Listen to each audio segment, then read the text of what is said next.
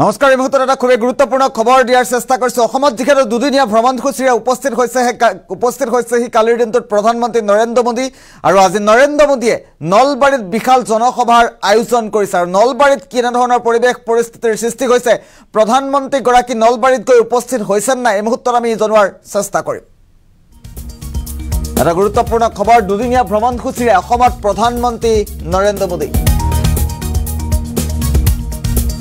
আজি নলবাৰীত প্ৰধানমন্ত্ৰী নৰেন্দ্ৰ মোদীৰ বিশাল জনসভা আৰু কেইটামান মুহূৰ্তৰ পাছতেই বিশাল জনসভাত অংশ ল'ব দেশৰ প্ৰধানমন্ত্ৰী গৰাকীয়ে কেইটামান মুহূৰ্তৰ পাছতেই বিশাল জনসভা সম্বোধন কৰিব মোদীয়ে গৰ্ডন স্কুল খেলপথাৰত পুৱা 10:30 বজাত উপস্থিত থাকিব প্ৰধানমন্ত্ৰী গৰাকী এটা গুৰুত্বপূৰ্ণ খবৰ এই মুহূৰ্তত জনাৰ চেষ্টা কৰিছো অগপৰ বৰপেটাৰ প্ৰাৰ্থী ফণীভূষণ চৌধুৰীৰ হৈ প্ৰচাৰ চলাব মোদীয়ে মোদীক চাবলৈ আজি উপস্থিত থাকিব 2 লক্ষাধিক লোক এটা গুৰুত্বপূৰ্ণ খবৰ এই মুহূৰ্তত জনাৰ চেষ্টা কৰিছো আজি প্ৰধানমন্ত্ৰী নৰেন্দ্ৰ মোদীৰ বিশাল জনসভা দুদিনীয়া ভ্ৰমণসূচীৰে যিহেতু কালি প্ৰধানমন্ত্ৰীগৰাকী অসমত উপস্থিত হৈছেহি আজি নলবাৰীত প্ৰধানমন্ত্ৰী নৰেন্দ্ৰ মোদীৰ বিশাল জনসভা আৰু কেইটামান মুহূৰ্তৰ পাছতেই জনসভাত অংশ ল'ব দেশৰ প্ৰধানমন্ত্ৰীগৰাকীয়ে কালিৰ দিনটোত কেনে ধৰণৰ পৰিৱেশৰ সৃষ্টি হৈছিল গুৱাহাটী মহানগৰীৰ মাজেদি গুৱাহাটীৰ জিএছ ৰোডেদি বিশাল ৰোড শ্ব' কৰিছিল দেশৰ প্ৰধানমন্ত্ৰীগৰাকীয়ে আমি মুহূৰ্তত দৃশ্যাংশ দেখুৱাই আছো আৰু কেইটামান মুহূৰ্তৰ পাছতেই নলবাৰীত উপস্থিত হ'ব দেশৰ প্ৰধানমন্ত্ৰীগৰাকী আমি পোনে নলবাৰীলৈ যোৱাৰ চেষ্টা কৰিছো আৰু কেইটামান মুহূৰ্তৰ পাছতে যিহেতু নলবাৰীত উপস্থিত হ'ব প্ৰধানমন্ত্ৰীগৰাকী আমি নলবাৰীত কেনে ধৰণৰ পৰিৱেশ পৰিস্থিতিৰ সৃষ্টি হৈছে আমি পোনে নলবাৰীলৈ যোৱাৰ চেষ্টা কৰিম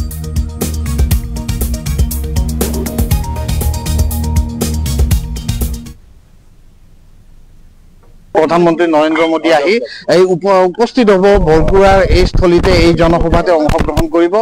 বৰপেটা লোকসভা সমষ্টিৰ প্ৰাৰ্থী ফণীভূষণ চৌধুৰী হৈ নিৰ্বাচনী প্ৰচাৰ চলাব আজি 10 বজাৰ লগে লগে এই নিৰ্বাচনী সভাত অংশগ্ৰহণ কৰিব সম্বোধন কৰিব ৰাইজক সম্বোধন কৰিব আৰু মোৰ লগত এই মুহূৰ্তত উপস্থিত আছে এগৰাকী দলীয় কৰ্মী কেনেকুৱা আজি প্ৰস্তুতি কেনেকুৱা আপোনালোকৰ আজি বিশাল আয়োজন নলবাৰীৰ আমাৰ ইয়াৰ এই ভূমিত ভাৰতৰ যশস্বী প্ৰধানমন্ত্ৰী মাননীয় নৰেন্দ্ৰ মোদী ডাঙৰীয়া খন্তেক পিছতে ইয়াত পদাৰ্পণ কৰিব আৰু নলবাৰীবাসী খুব উদ্গ্ৰীৱ হৈ আছে তেখেতক এবাৰ ওচৰৰ দেখা পোৱাৰ বাবে আৰু যিহেতু আমাৰ সমগ্ৰ অসমৰ গোটেই লোকসভা সমষ্টিতে এটা ইয়াৰ পৰা আজি মিটিঙৰ পৰা এটা মেছেজ যাব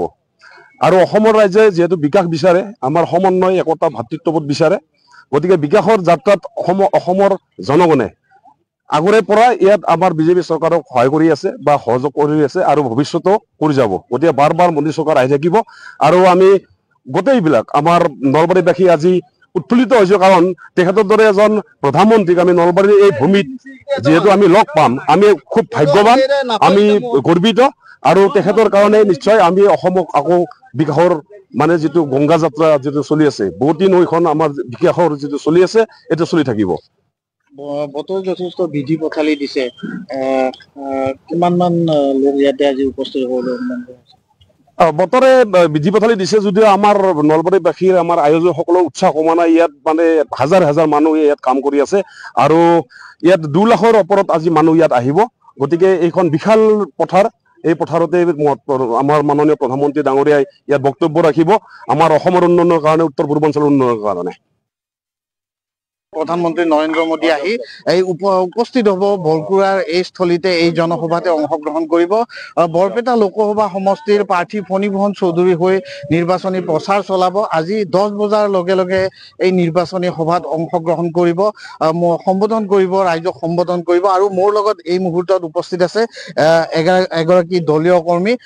কেনেকুৱা আজি প্ৰস্তুতি কেনেকুৱা আপোনালোকৰ আজি বিশাল আয়োজন নলবাৰীৰ আমাৰ ইয়াৰ এই ভূমিত ভাৰতৰ যশস্বী প্ৰধানমন্ত্ৰী মাননীয় নৰেন্দ্ৰ মোদী ডাঙৰীয়া খন্তেক পিছতে ইয়াত পদাৰ্পণ কৰিব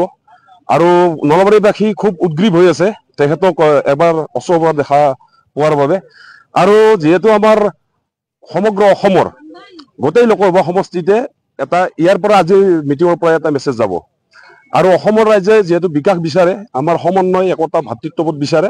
গতিকে বিকাশৰ যাত্ৰাত অসমৰ জনগণে আগৰে পৰা ইয়াত আমাৰ বিজেপি চৰকাৰক সহায় কৰি আছে বা সহযোগ কৰি আছে আৰু ভৱিষ্যতো কৰি যাব। গতিকে বাৰ বাৰ মোদী চৰকাৰ আহি থাকিব আৰু আমি গোটেইবিলাক আমাৰ নলবাৰীবাসী আজি উৎফুল্লিত হৈছো, কাৰণ তেখেতৰ দৰে এজন প্ৰধানমন্ত্ৰীক আমি নলবাৰীৰ এই ভূমিত যিহেতু আমি লগ পাম, আমি খুব ভাগ্যৱান, আমি গৰ্বিত আৰু তেখেতৰ কাৰণে নিশ্চয় আমি অসমক আকৌ বিকাশৰ মানে যিটো গংগা যাত্ৰা যিটো চলি আছে, বহুত দিন এইখন আমাৰ বিকাশৰ যিটো চলি আছে এইটো চলি থাকিব। বতৰ যথেষ্ট বিধি পথালি দিছে, কিমান মান লোক ইয়াতে আজি উপস্থিত হ'ব? বতৰে বিধি পথালি দিছে যদিও আমাৰ নলবাৰীবাসীৰ আমাৰ আয়োজকসকলৰ উৎসাহ কমা নাই। ইয়াত মানে হাজাৰ হাজাৰ মানুহ ইয়াত কাম কৰি আছে আৰু ইয়াত 2 লাখৰ ওপৰত আজি মানুহ ইয়াত আহিব। গতিকে এইখন বিশাল পথাৰ, এই পথাৰতে আমাৰ মাননীয় প্ৰধানমন্ত্ৰী ডাঙৰীয়াই ইয়াত বক্তব্য ৰাখিব আমাৰ অসমৰ উন্নয়নৰ কাৰণে, উত্তৰ পূৰ্বাঞ্চলৰ উন্নয়নৰ কাৰণে। প্ৰধানমন্ত্ৰী নৰেন্দ্ৰ মোদী আহি এই উপস্থিত হ'ব বৰকুৰাৰ এই স্থলীতে, এই জনসভাতে অংশগ্ৰহণ কৰিব। বৰপেটা লোকসভা সমষ্টিৰ